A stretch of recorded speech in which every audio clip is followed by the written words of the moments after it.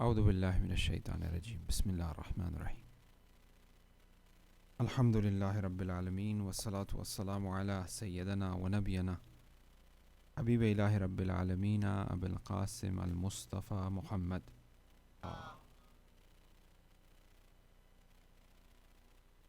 وعليه الطيبين الطاهرين المعصومين المظلومين ولعنة الدائم على أعدائهم أجمعين من الآن إلى قيام يوم الدين أما بعد عظم الله أجورنا وأجوركم والسلام عليكم جميعا ورحمة الله وبركاته.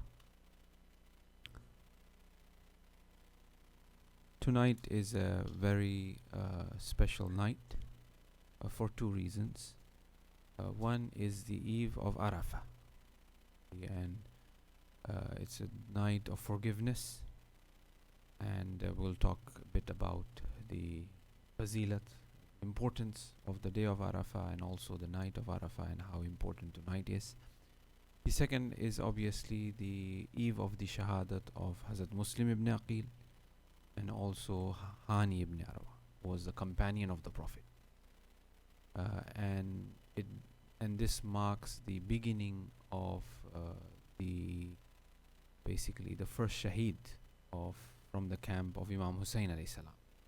And we will also look at the aspect, the historical aspect, the historical accounts in regards to the shahadat of Hazrat Muslim ibn Aqil. First we'll begin with talking a bit about tonight's and its importance and forgiveness, and then inshallah we'll look into the history of Hazrat Muslim ibn Aqil. If you help me with the salawat ala Muhammad wa ali Muhammad.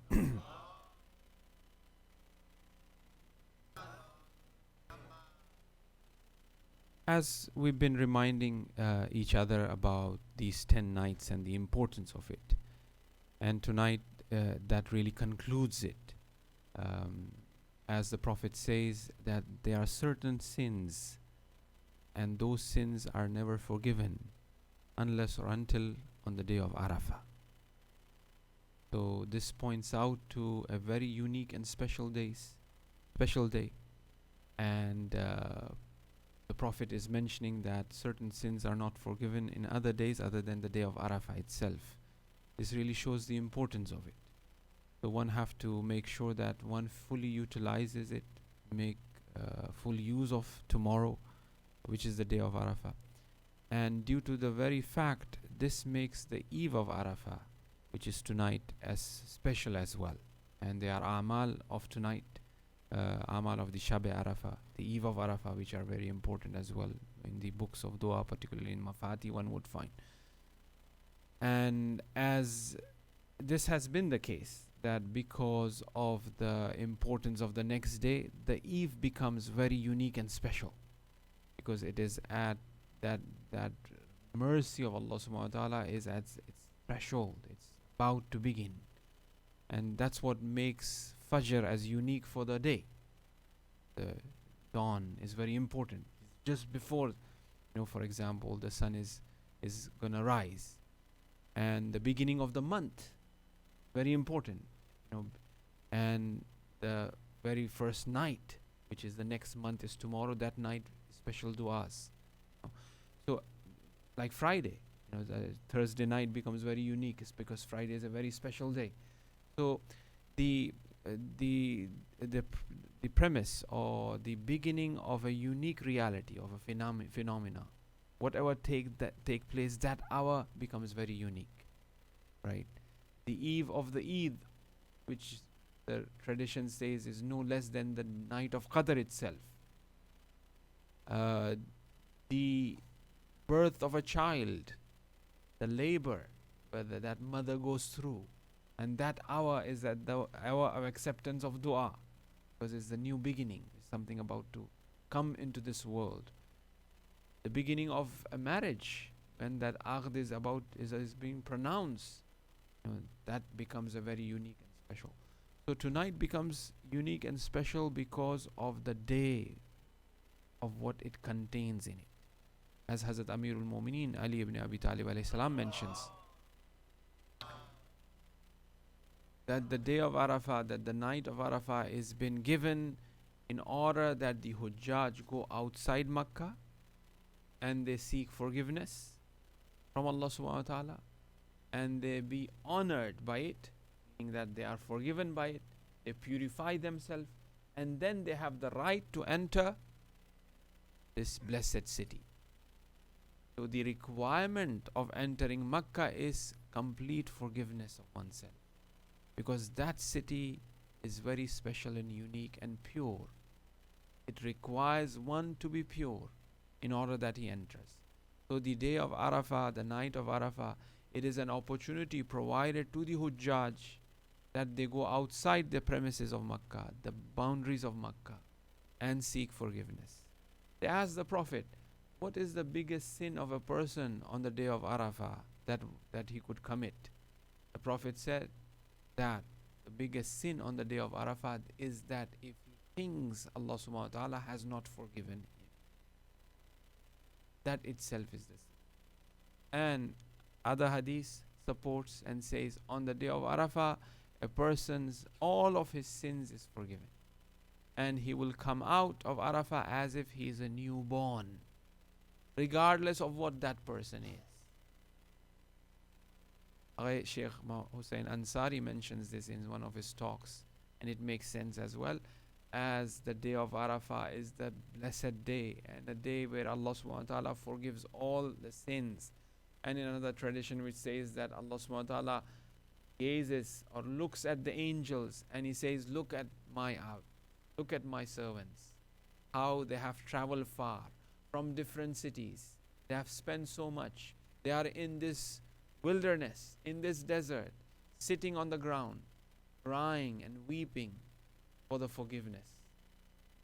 And Allah is proud of the servants.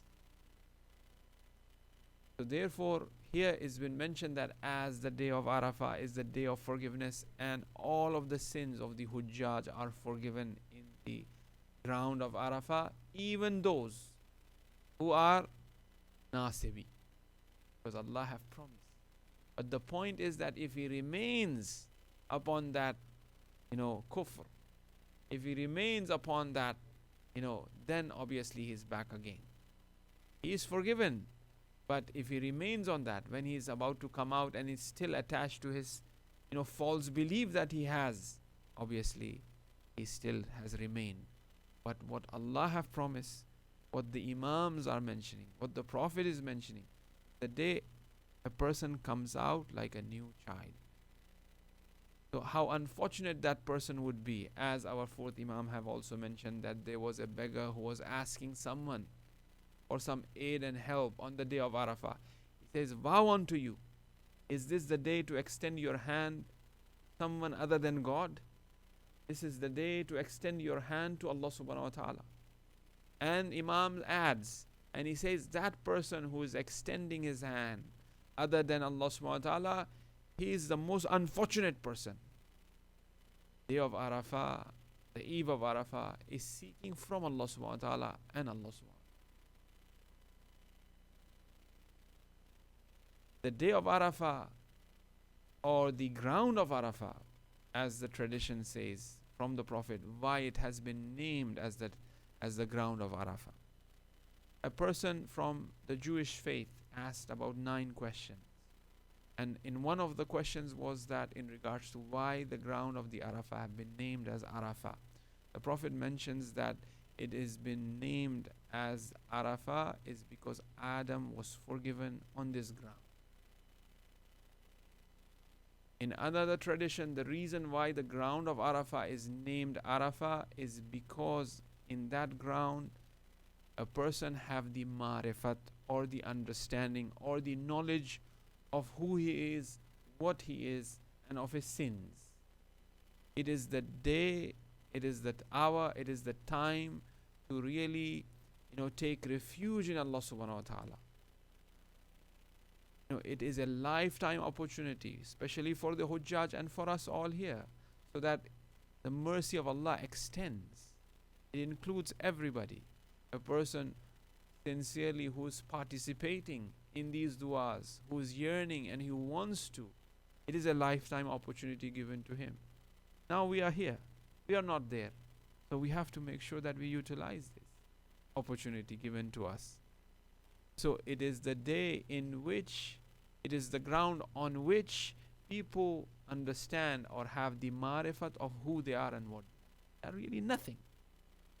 The forgiveness is from Allah subhanahu wa ta'ala. Always one have to regard the aspect of the forgiveness of Allah subhanahu wa ta'ala as the kamal of God, as the perfection of God, rather than one should really expect that Allah should always forgive. So it is the perfection of Allah subhanahu wa ta'ala. So when we are seeking Allah subhanahu wa ta'ala, and when we are seeking astaghfar, when we are seeking forgiveness, we are asking from the kamal and perfection of the Lord. And one must really regard oneself as nothing. How can really one regard oneself as something? It is the tawfiq and blessing of Allah subhanahu wa ta'ala that such a day has been provided to us.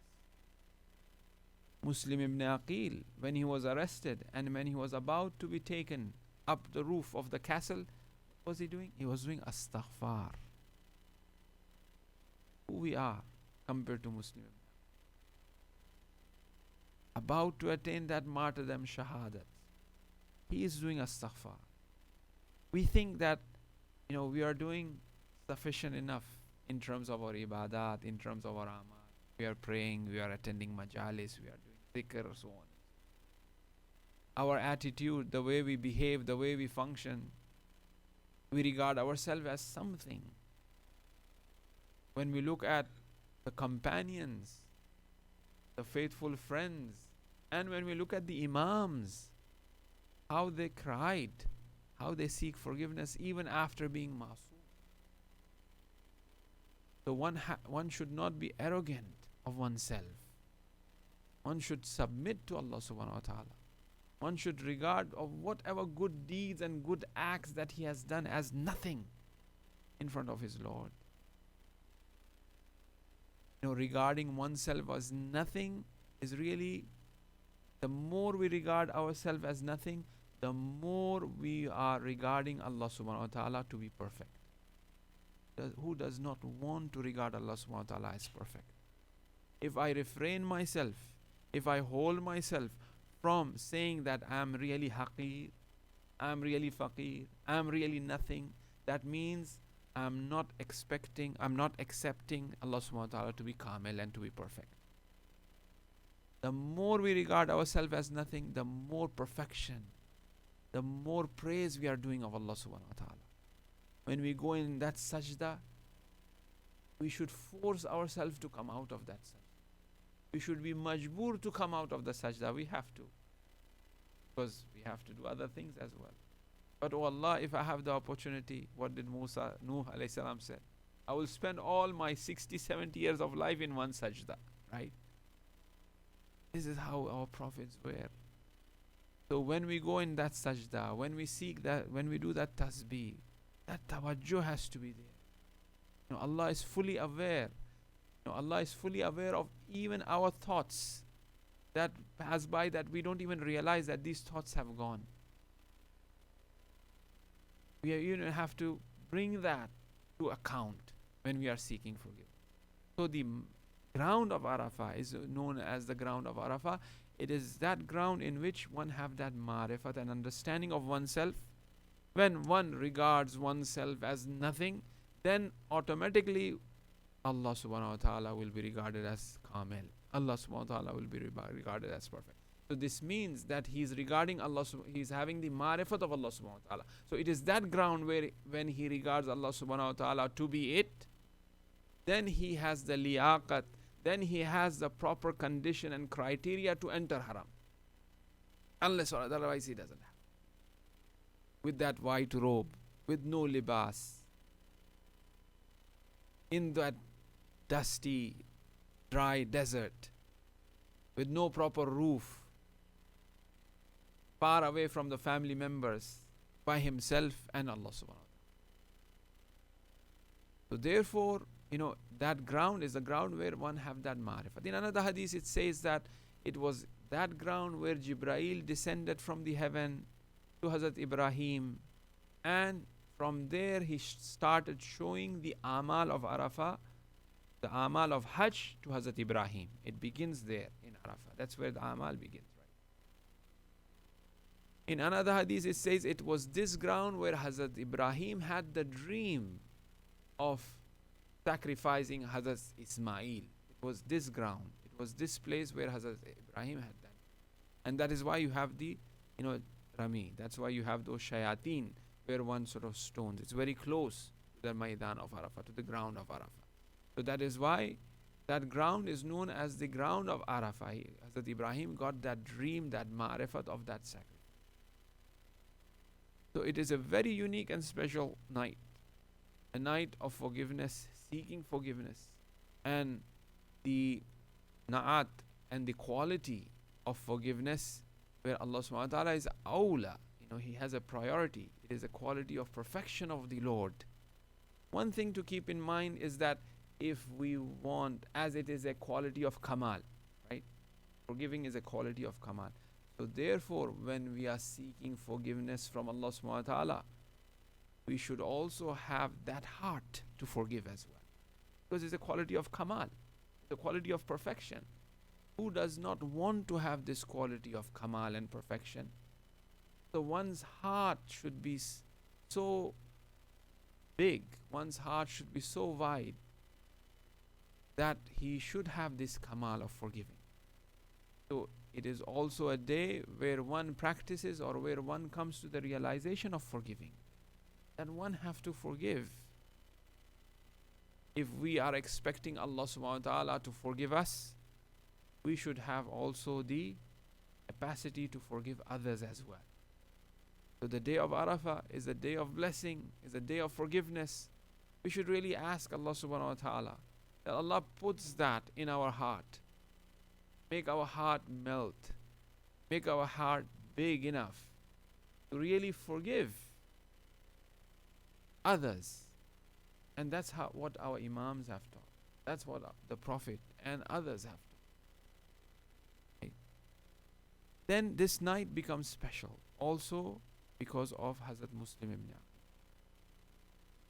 Is the Shahadat. What a unique night. What a unique day, the day of Arafah. What a beginning. What a beginning of Karbala is taking place. What is really pointing out to that on the day of Arafah he was blessed, Shahadat, where he purified himself and he entered the Haram of Allah subhanahu wa ta'ala. That's the true Hajj. The Hajj of Imam Hussein, where Imam Hussein changed the Hajj to Umrah. The true Hajj is that. The first Haji of this Hajj is Muslim ibn Aqil. A little brief for our youngsters to really catch up on history. When we look at the books of history, we find that on the 15th of Ramadan, this means that Imam is already in Makkah. Imam Hussein is in Makkah. He left on the 28th of Rajab. For Imam Hussein, 28th of Rajab. He comes to Makkah with the intention of performing Hajj, with the intention of because people will be gathering there. It is the Hajj time. From all over the world, people will be coming there. All Muslims will be coming there, and he will speak to them and he will invite them. Many of the Ashab were gathered there as well. So on the 15th, letters came from Kufa. According to the traditions, there were about 12,000 letters that arrived. Kufa was a very big city. It was one of the capital cities. Obviously, Imam had made that as a capital for Muslims. So it was a very big city with a lot of people in there. It was bordering with Syria. And it will be quite interesting if you look at the differences that occurred between the Iraqis and the Syrians. This goes back to even before Islam. The Romans, with the, as the Persian Empire also extended to Iraq and included Iraq as well.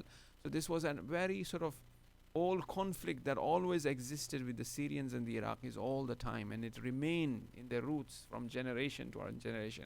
Obviously, after Islam, things change.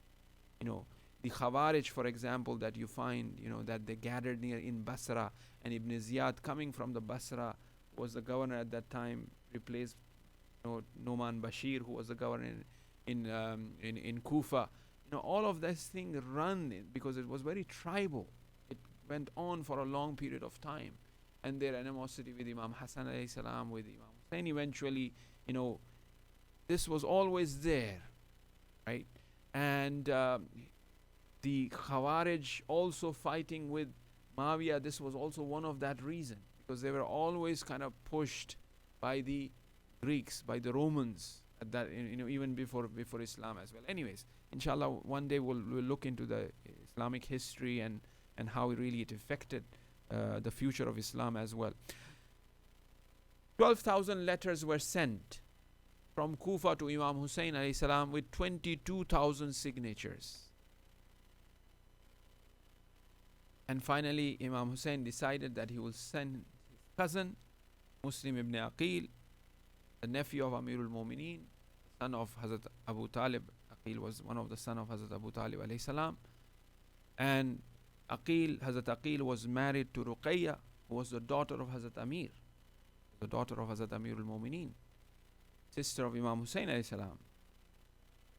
And here Hazrat Muslim was sent, and he was given the title of Thiqa, meaning that someone who's reliable. If the Imam says that he is Thiqa, which means he is reliable. His hadith, his saying, his actions could be accepted as hujjat, whatever he says. If he says that this is from the Imam, it should be accepted. Such a person was Hazrat Muslim. And he sends him to Kufa. Obviously, he is the representative of Imam Hussein alayhi salam. He arrives in Kufa on 5th of Shawwal, and a great welcome to Hazrat Muslim. He arrives in the evening on the 5th of Shawwal, and obviously he was living in the house of Hazrat Hani. Hazrat Hani was the companion of the Prophet, a very respectable person. Obviously, companion of the Prophet, very few were left at that time, right? And he was the companion, and he was stationed in Kufa, and he was the one who welcomed him, and this was an honor itself. And this really shows itself that on what side Imam Hussein alayhi salam, Hazrat Muslim is, if one wants to look at Islamic history. And here he was welcome, and he was living there. And according to certain traditions that we find, that thousands of people give bayah. Some says 12,000, a tradition. Some says 18,000, and even some says 40,000 people give bayah to Hazrat Muslim. A full support. This news reaches to Yazid, and Yazid decides to move Ibn Ziyad, or he's also known as Ibn Marjana, to Kufa. Ibn Ziyad was terror. If his name is taken, people will shiver and tremble. And he was a shrewd, cruel person. His father was also known for that very thing. And he disguised himself, and he enters Kufa. Noman ibn Bashir was the governor or the minister of Kufa at that time, under the regime of Yazid, who was the Khalifa. And as he enters Kufa, with a black turban, he disguised with a veil, and he enters. People thought that he was Imam Hussein. Everybody was so happy, very happy with him. They started giving bayah already, clapping. It was a feast. It was a carnival. People gathered around him, thinking that he's Imam. Two traditions. One says that he unveiled himself. People were shocked. But the second one, which seems to be more reliable, and that is when he reaches the castle of Noman ibn Bashir. Noman says that, go away, addressing him as Imam Hussein. But he speaks out, and he says, I'm here to replace you. Then people hear that voice, and he says, oh, they were all shocked. It's Ibn Ziyad who have come. Now, although Kufa was in full support of Imam Hussein alayhi salam, isn't it? People giving bayah. And it happened to the extent that Ibn Ziyad was quite scared of what will happen. But Yazid was very clever as well. or his ministers were very clever as well, that advised him to bring Ibn Ziyad to Kufa. And here what happens is that Ibn Ziyad started putting, as the awe of Ibn Ziyad was already there, Ibn Ziyad invited Hani he threw a party in his castle and invited Hani. When he invites Hani, Hani figured out that if he goes there, he will be arrested. So he says that I'm not coming because of health reason. Then he sends few men to summon to Hazrat Hani, and he was summoned in the castle, and he says, "Oh Hani, you have walked yourself towards your death." And here he disrespects the companion of the Prophet in such a fashion that he attacks him, that he hits him. Started to bleed. Look how he treated the companion. The news spreads and it reaches the tribe of Hani. 4,000 men along with Hazrat Muslim surrounded the castle of Ibn Ziyad. Ibn Ziyad was more scared. He announced that there should be flags placed around Kufa and mentioned that whoever comes under this flag, they will be safe from the Yazid's army which is about to come from Sham, from Syria. So he created a fitna. He created a rumor that tomorrow the army of Yazid is coming and is going to massacre you, and these are the flags. If you go under it, you will be safe. And at the same time, as Hani was arrested by Ibn Ziyad, he called the Qazi of Kufa and he says, "Go and tell the people that Hani is in good condition and he is with Ibn Ziyad and there's nothing to worry about, he is not arrested." They believed. When they could believe Qazi in this fashion, when they could be afraid of their lives and of their property, how will they support Imam Hussein? The whole army of Hazrat Muslim or Hani was dispersed. The supporters were dispersed because of fear that they will give their life tomorrow. Some of the ladies or some of the old men, they came and they took their young ones home. In the evening, by the Maghrib time, there were 300 odd friends of Hazrat Muslim left out of 4,000 if you want to say, or 12,000 if you want to say, or 18 for example. Perhaps all did not gather the castle, they were perhaps, let's say 4,000. 300 left to join the prayer in the masjid of Kufa with Hazrat Muslim. After he finished his prayer, there were 10 left. By the time he reaches the door of the masjid, there were less than few left. By the time he reaches the alley, the kucha, none were left. Hazrat Muslim was all alone. A town which was in full support completely turned against Hazrat Muslim. Not even, basically, it turned against Hazrat Muslim alayhi salam. And this really made Hazrat Muslim sad and sorrowful. And what will happen now? As he has already sent the letter to the Imam that the Kufans are welcoming, there are so many people, and Imam already have the proof of it, the reference of it, these bags of letters, 12,000 letters.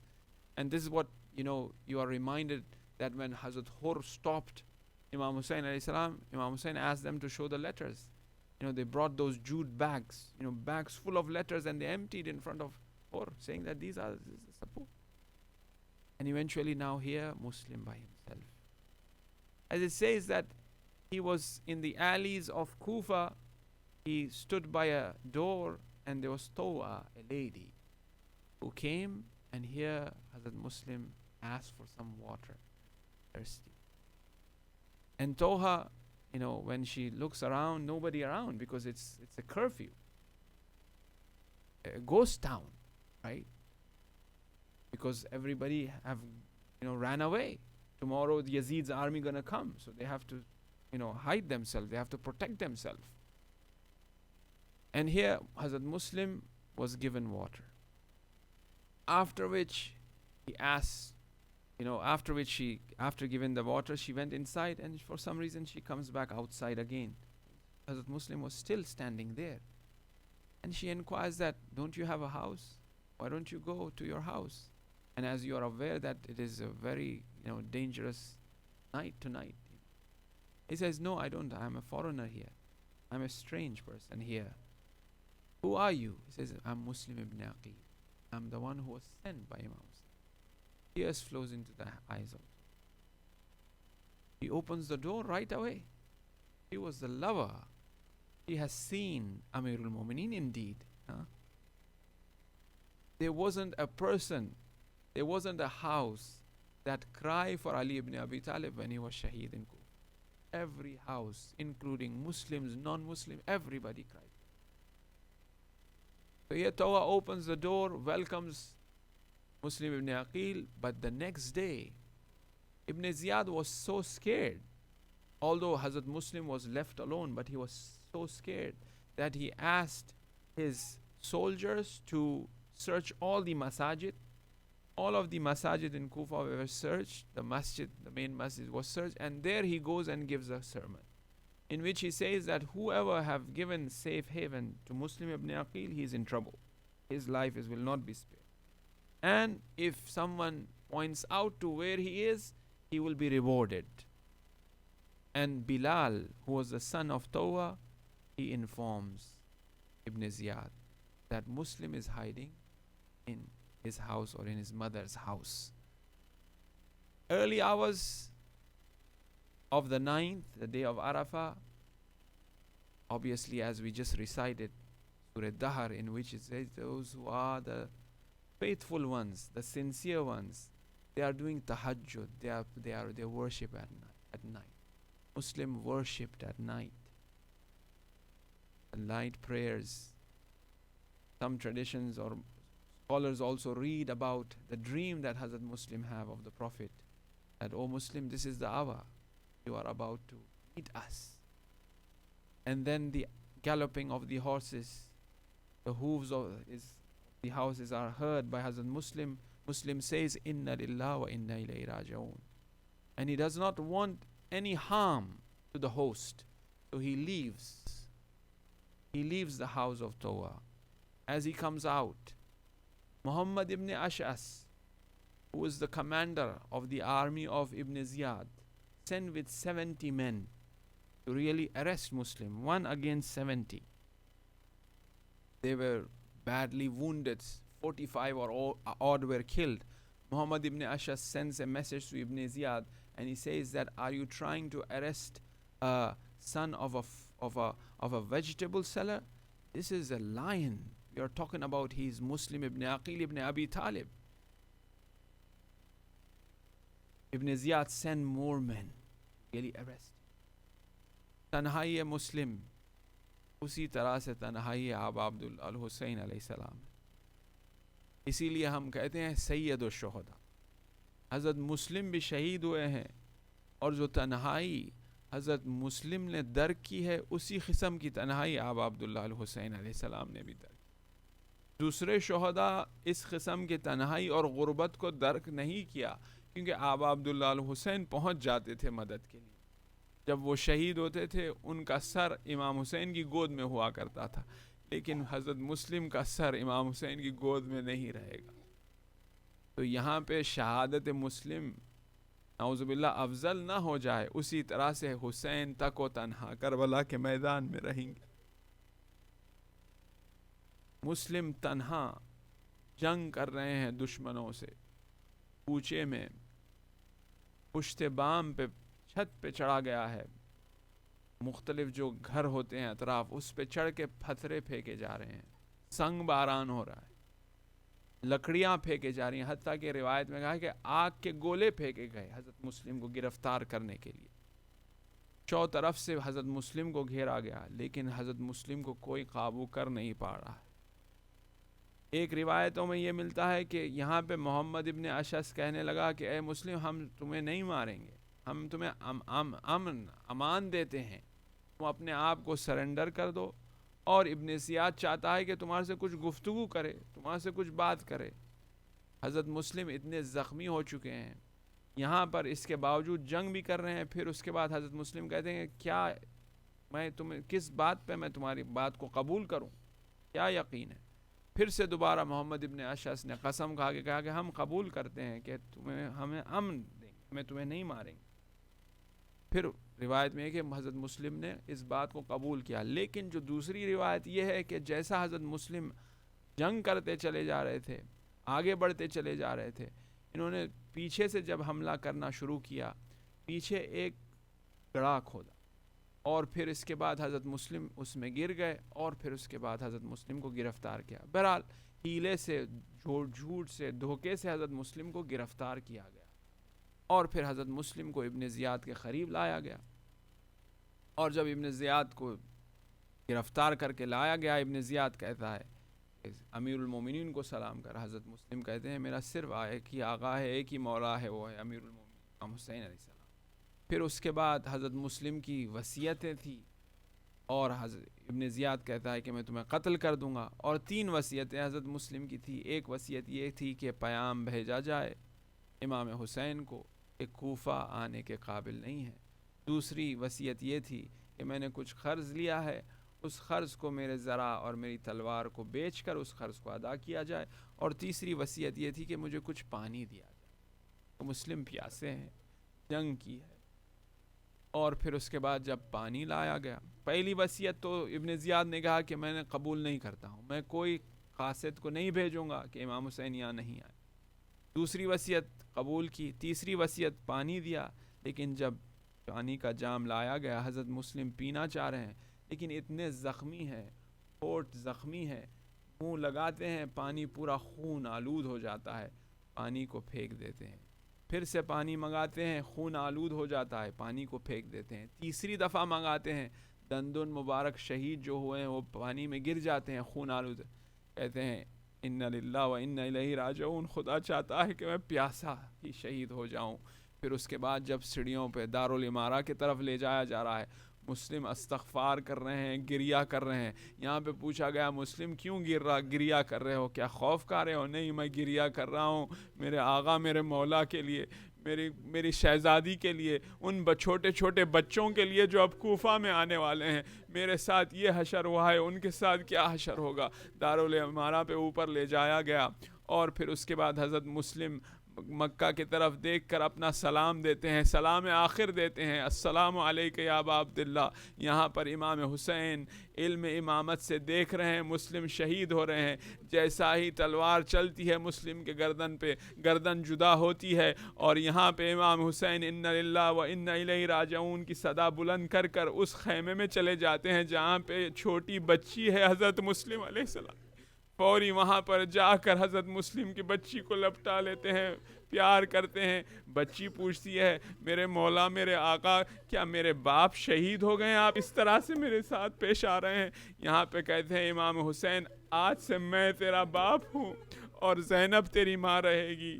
پھر اس کے بعد یہی جملہ حضرت سکینہ آخری وقت پہ کہتی ہے, جب آخری ودا لیتے ہیں امام حسین سکینہ کو پیار کرتے ہیں, لپٹاتے ہیں. اور یہاں پر حضرت سکینہ کہتے ہیں کیا میں یتیم ہونے والی ہوں بابا, جس طرح سے آپ اسی طرح سے جس طرح سے مسلم کی بیٹی کے ساتھ پیش آئے تھے. اور یہاں پہ سر تن سے جدا ہوا حضرت مسلم کا اور ان کی جسد کو دارالامارہ سے پھینکا جاتا ہے زمین پر. اور پھر اس کے بعد حضرت مسلم کی لاش اور حضرت ہانی کی لاش لٹکائی جاتی ہے. بعض روایتوں میں یہ ملتا ہے کہ حضرت ہانی کی لاش کو دفنایا گیا ہے. میسم تمار کی جو زوجہ ہے وہ آ کر, اور جو حضرت ہانی کی زوجہ ہے وہ آ کر حضرت ہانی کی لاش کو دفناتے ہیں اور قبیلے والے مل کر دفناتے ہیں. لیکن حضرت مسلم کی لاش اسی طرح سے ٹنگا رہی.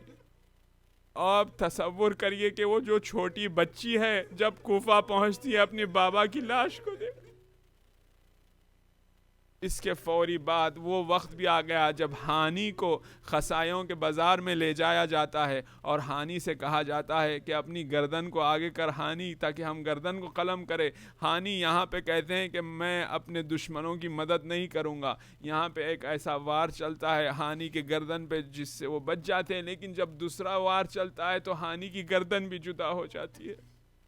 اللہ لعنت اللہ علی قوم الظالمین سیعلم الذین ظلموا ای منقلب ینقلبون. ماتم حسین یا حسین.